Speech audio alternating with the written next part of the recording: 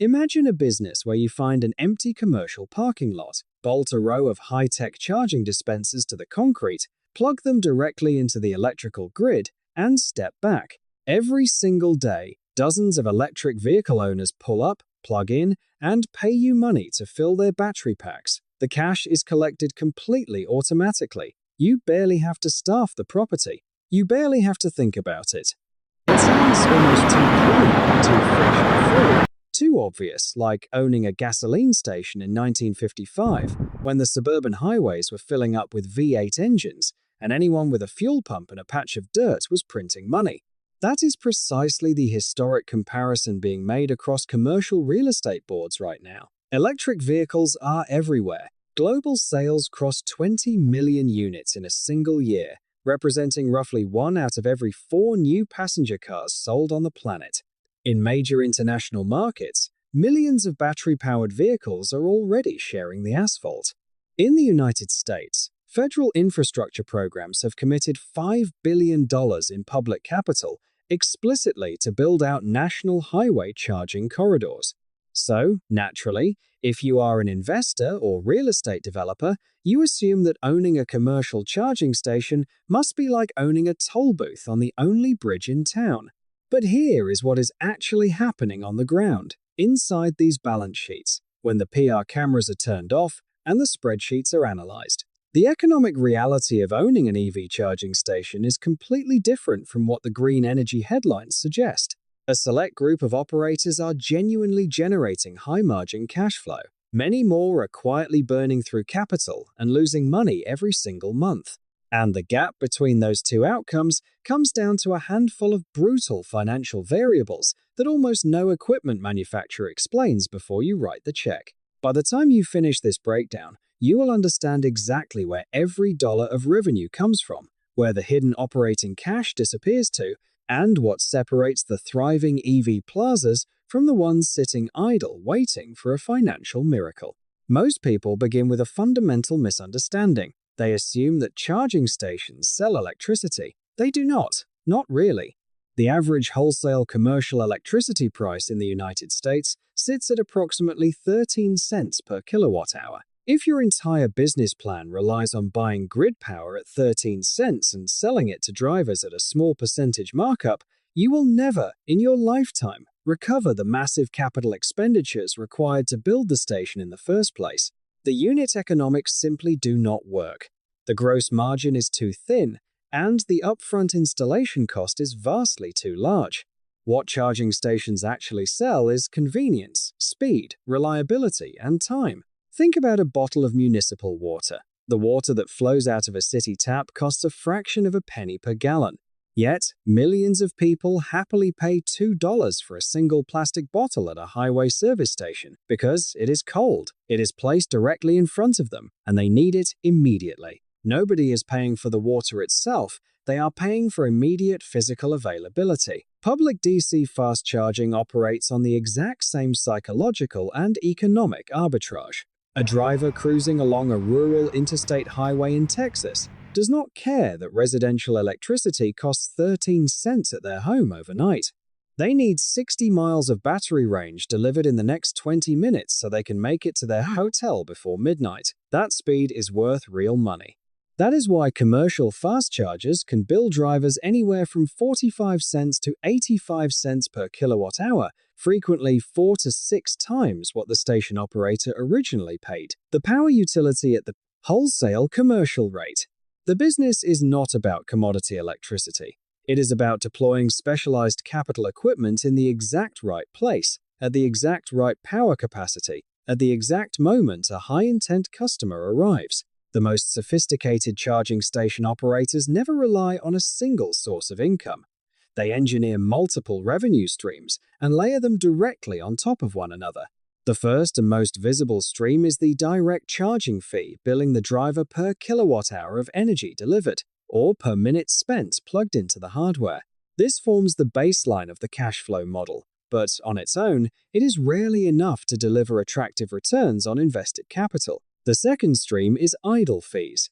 When a vehicle finishes charging its battery to target capacity, but the driver leaves the car parked in the stall, that vehicle blocks the station from serving the next paying customer.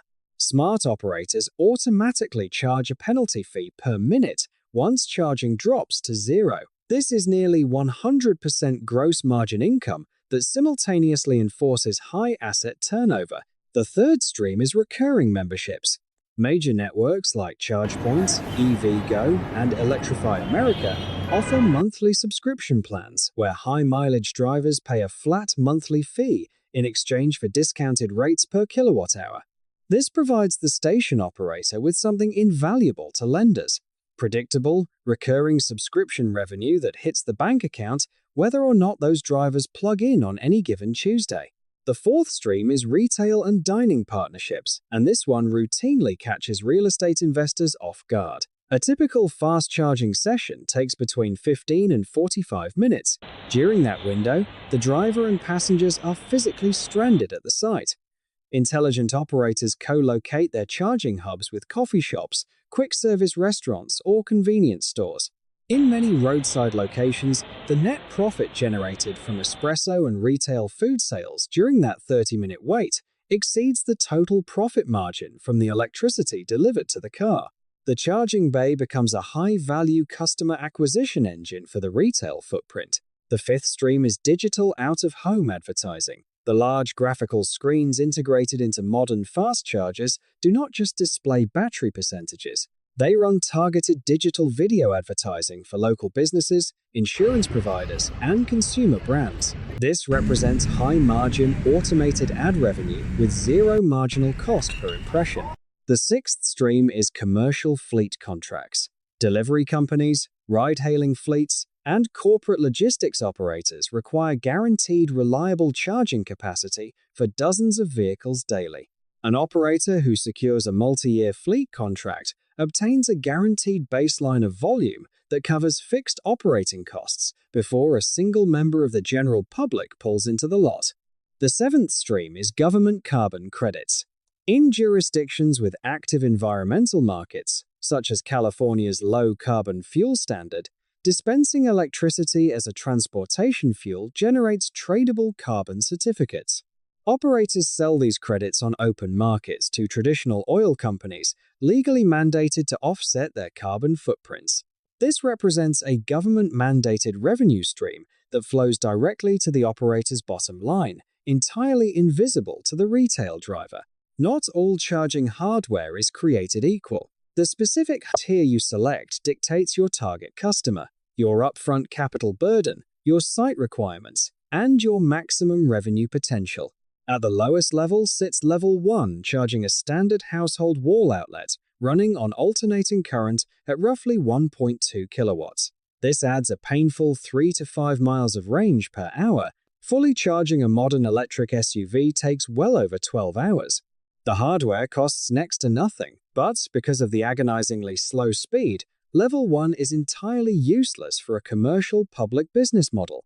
Level 2 chargers run on 240-volt alternating current, delivering between 6 and 19 kilowatts, which translates to roughly 25 to 40 miles of range per hour. The physical hardware units cost between $500 and $5,000 per port. However, once you factor in commercial electrical panels, site trenching, and municipal permitting, total installed costs land between $7,000 and $15,000 per port. Level 2. Hardware works exceptionally well. Anywhere vehicles naturally sit parked for 2 to 8 hours, office parks, multi-family apartment complexes, shopping centers, and hotels.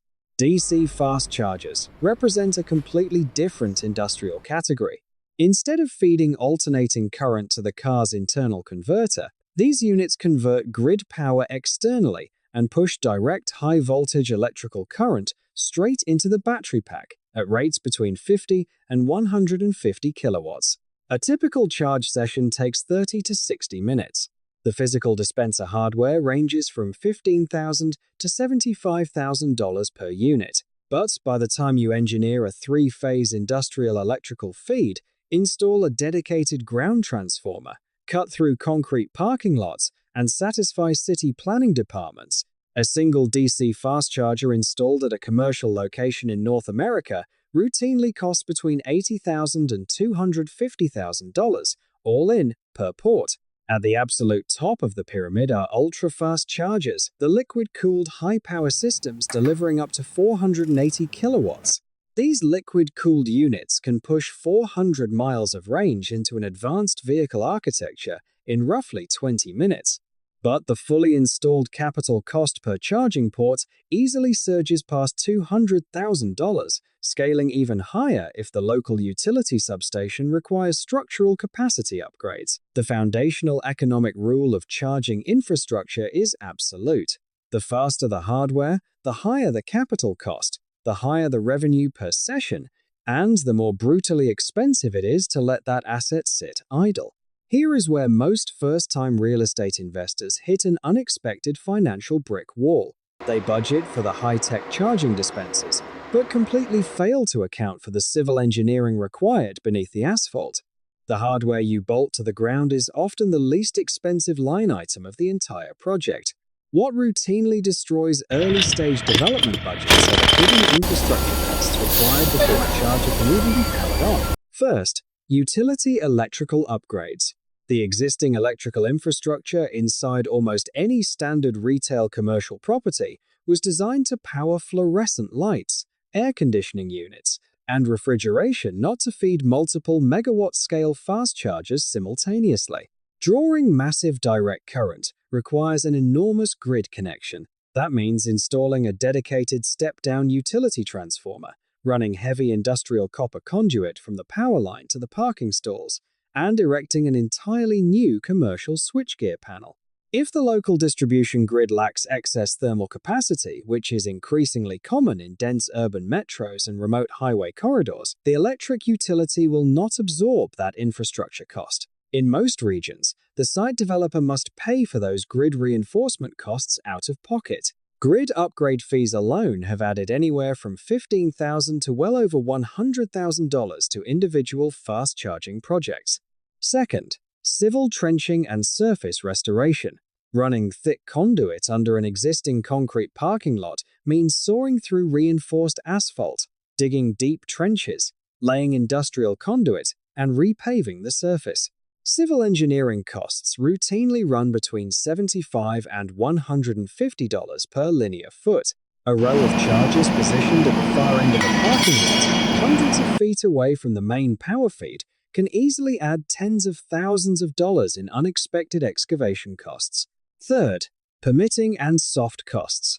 Every municipal jurisdiction enforces its own complex web of zoning approvals, structural engineering stamps, environmental reviews, and weights and measures certifications. The soft costs of securing legal permission to operate add thousands more before a single worker touches a shovel. Fourth, supply chain supply delays. In recent development cycles, lead times for utility-grade pad-mounted transformers reached up to 65 weeks. Investors who had already signed land leases and broken ground found themselves paying monthly rent and loan interest for over a year while waiting for a single green transformer box to be delivered by the power utility. Consider two identical fast chargers, built by the same manufacturer, running the exact same software, offering the exact same power capacity, priced at the exact same rate per kilowatt hour, located just 2 miles apart. One generates predictable net operating income, the other quietly drags its owner into financial restructuring.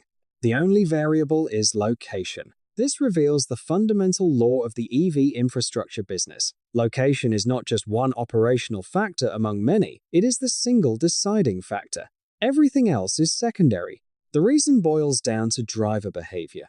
Electric vehicles are charged where they are naturally parked, unlike a gasoline car, where a driver makes a deliberate detour specifically to locate a gas station and refuel. Electric charging occurs as a passive side effect of being somewhere else. The business must be planted where drivers already go, already stay, and naturally leave their vehicles unattended for a predictable duration. Highway rest areas and interstate travel corridors represent prime real estate. Drivers on long-distance road trips are captive customers. They have nowhere else to be for 20 to 30 minutes, and they cannot leave their vehicle to return hours later. High-power fast chargers in these corridor locations command premium pricing 45 to 65 cents per kilowatt-hour, and drivers pay it without complaint because viable alternatives do not exist. In high-density transit corridors, fast charger utilization rates regularly cross 25 to 35%. High-volume grocery anchors represent another exceptional location tier. A standard grocery trip takes 45 to 60 minutes. A 50 to 150 kilowatt charger can replenish roughly 80% of a vehicle's battery during that exact shopping window. The customer was already visiting the property. Major retail giants like Walmart have aggressively scaled site deployments for this exact reason.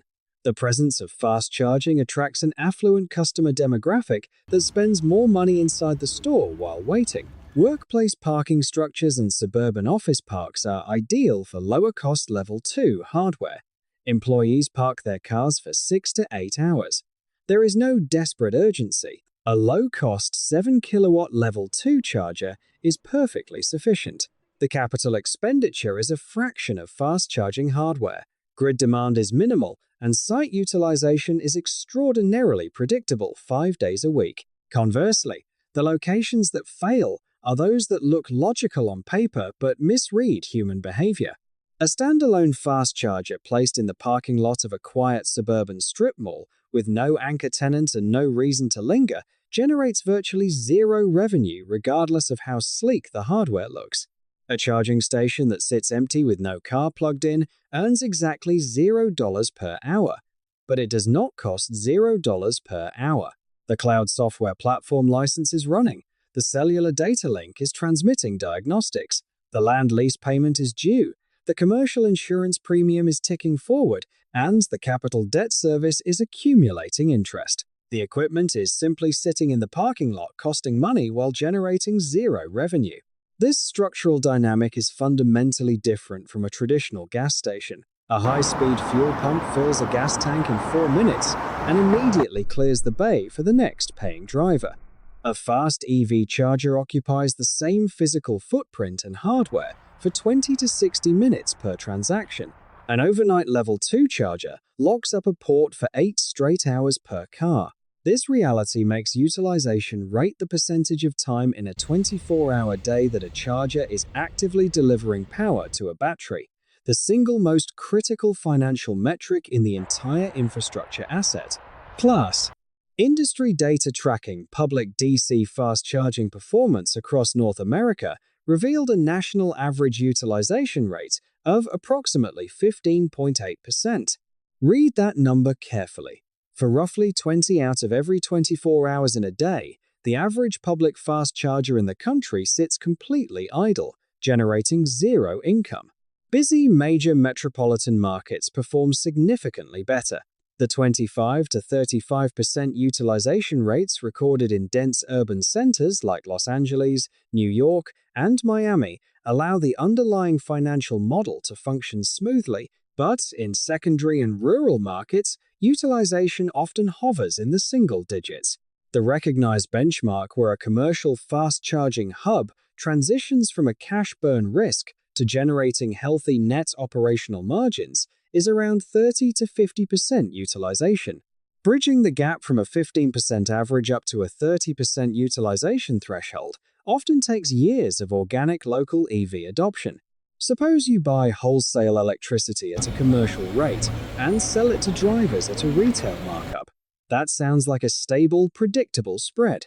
Then you receive your first monthly utility bill and experience real financial shock. Commercial electricity billing in most developed markets operates on 2 completely separate pricing tracks simultaneously. The first track is the energy charge. You pay a baseline rate per kilowatt hour for the total volume of power your station consumed over the course of the month. This is the variable cost every operator expects. The second track is the demand charge, and this is the hidden financial spike that regularly pushes novice operators into deep operating losses. Electric utility companies charge commercial customers not just for the total volume of energy used, but for the peak rate of power drawn during the single highest 15-minute window of the entire month. That single 15-minute spike sets the demand charge penalty applied to the entire monthly billing cycle. Picture a quiet commercial station where only one car charges at a time for 29 days. Then, on a sunny Friday afternoon, 4 high-power fast chargers run simultaneously at full capacity for just 20 minutes. That brief concentration of power creates a massive peak demand surge on the local grid. The electric utility calculates the demand charge based on that single peak moment, resulting in thousands of dollars in fixed penalties, charges that apply regardless of whether the station sits empty for the rest of the month. According to data published by the United States Department of Energy, demand charges can represent anywhere from 23% to 85% of the total monthly operating costs for a public fast-charging station. A high-power 350 kilowatt charger operating under a standard $20 per kilowatt monthly demand tariff generates approximately $7,000 in fixed demand charges per month before a single kilowatt-hour of actual energy. Consumption is billed.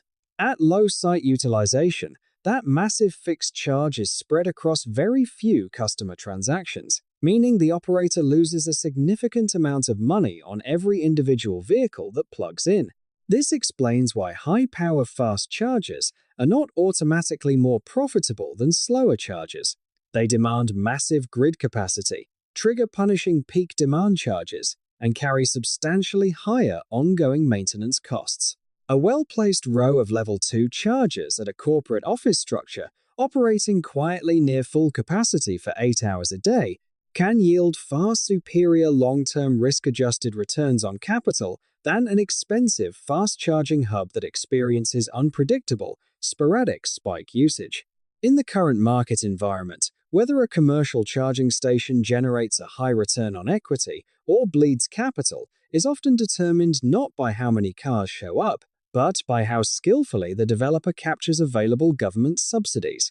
Consider the National Electric Vehicle Infrastructure Program in the United States. Funded through federal infrastructure legislation, this program grants public capital covering up to 80% of total eligible project costs for fast-charging hubs constructed along designated interstate corridors.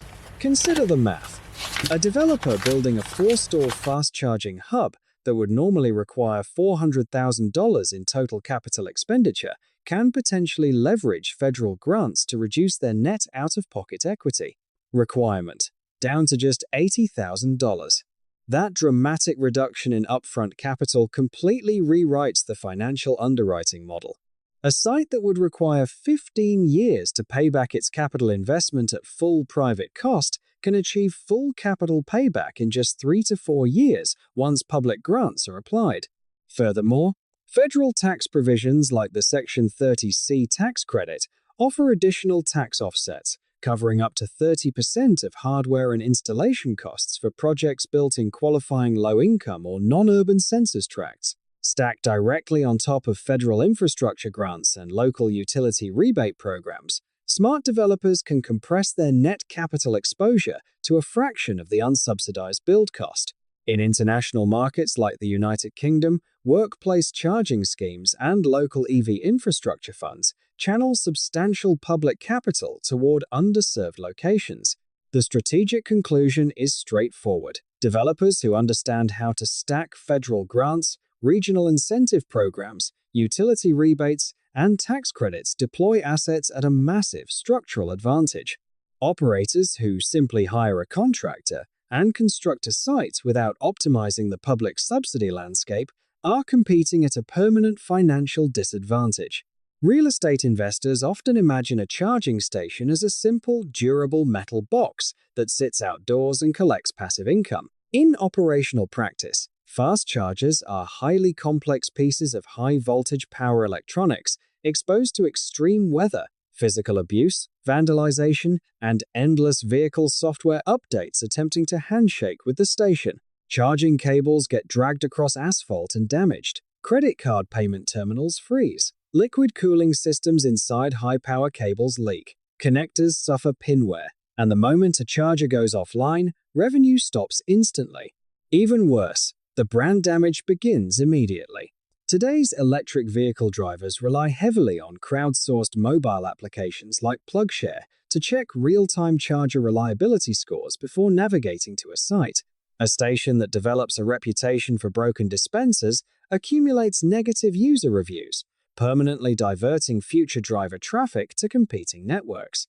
On top of physical maintenance, the operator faces mandatory recurring software fees, network software licenses covering cloud connectivity, real-time diagnostic monitoring, payment gateway processing, and remote firmware updates typically cost between $15 and $50 per charging port every single month indefinitely.